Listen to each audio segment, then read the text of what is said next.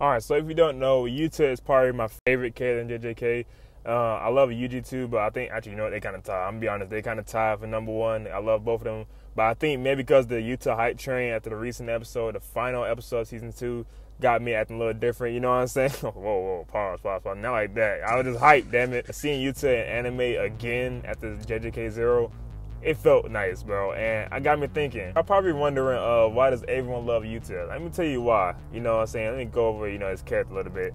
Now, it's not going to be like a deep analysis of his character because, well, I don't really... If you want me to do that, let me know down below in the comments. I'm going to tell you why everyone loves him. And, yeah, simply as that. Before we get into it, make sure you thumbs up the video and subscribe, man. Let's go. Oh, whoa.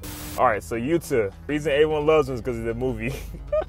All right, no, it's just the fact that, okay, so let me tell you why I love him. And I think this kind of relates to what everyone loves him because I haven't met a single Yuta hater besides the one that's saying he's a fraud and shit like that. But by the way, I will go over manga stuff too, so you've been warned. If you're not caught up, well, run. Yuta, the reason I like him so much is that, well, he's kind of like meant to be like the first person of the story, if that makes sense. Like, he's not the main character, but he's like our true main character in a way. Like, because the way he was brought in, he was like a chump, right? He had a, fell in love with the girl, but something bad happened. And then that made him, antisocial, didn't want to go outside. He just wanted to soak in depression, like, forever.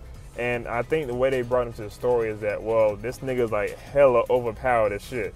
And like, you can see from scenes like this how he's like literally so overpowered and like, damn, this nigga's not to be fucked with, bro. Like, that nigga had insane aura, like, come on, bro. But he was a coward, unfortunately, but he had to get like talks to like tighten up from Maki and the others. It's not as much as the others. They was like really nice to him, but Maki was the one like, tighten the fuck up.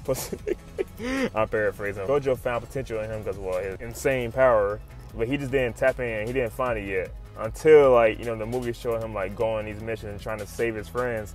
And that's where that nigga, that dog of Yuta came out, bro. He was actually starting to be happy with like these new friends he made and stuff. Like, Maki was a great friend towards him. So was Panda and even Maki later on. And he even liked Gojo as a sensei because he was cool and nice to him.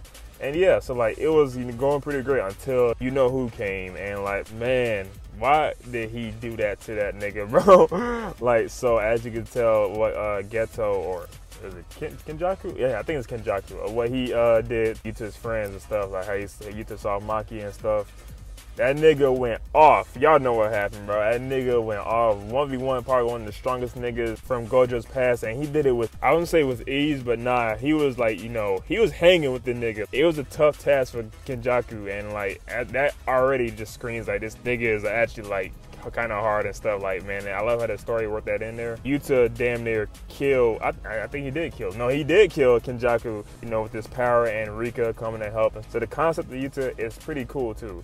And also, he reminds me of Deku. That's another reason why I like him so much. He reminds me of Deku because, like, when one, he's a coward and stuff, and, like, he grew to be, like, a strong nigga. And that's literally how Deku was, too. And they got really similar ways. But people don't talk about it enough. It just sucks. But, both of them got that dog in them, bro. And I love the direction the story went in JJK. He was absent. Like, if you didn't know about the movie, if you know about JJK 0, you wouldn't know nothing about this nigga. So I'm glad. It adds lore to the whole story. He's kind of, like, absent for a long time until, like, we heard, like, Gojo mentions him, how basically him and this other person, Hakari, are like the same levels as me, or damn near the same level as me. So those are the only ones that he'll like, watch out for. So that brings to another point, is that the nigga is hype. Like, that's how you create hype to a character. And like, we knew when we see this nigga again, it's like, okay, this is gonna be crazy, because like that nigga, he's so cold that nigga had to leave the story so the others could shine in a way. And that's a fucking flex. That's how I see it, nigga. And that's why it's just, the hype is so like real, and the fan base does hype it up too,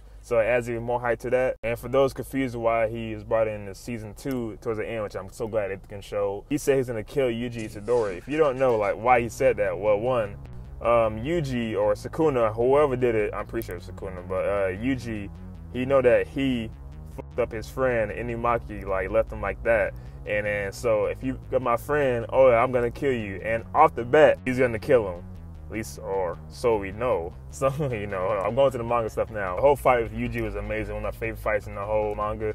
And I love how he used reverse curse technique, to help Yuji. And if you don't remember the end of the movie, after the end credits, Gojo met Yuta again as some time passed, and when he's like, mentoring Yuji, Nobara, and Megumi, you saw Yuta again, and they didn't show him talking stuff, but like he found out that Gojo told him to look after Yuji if something happens to, you know, Gojo, because he trusts him that much. It was nice to see like Yuji have like another friend that's so similar to him but different in a way.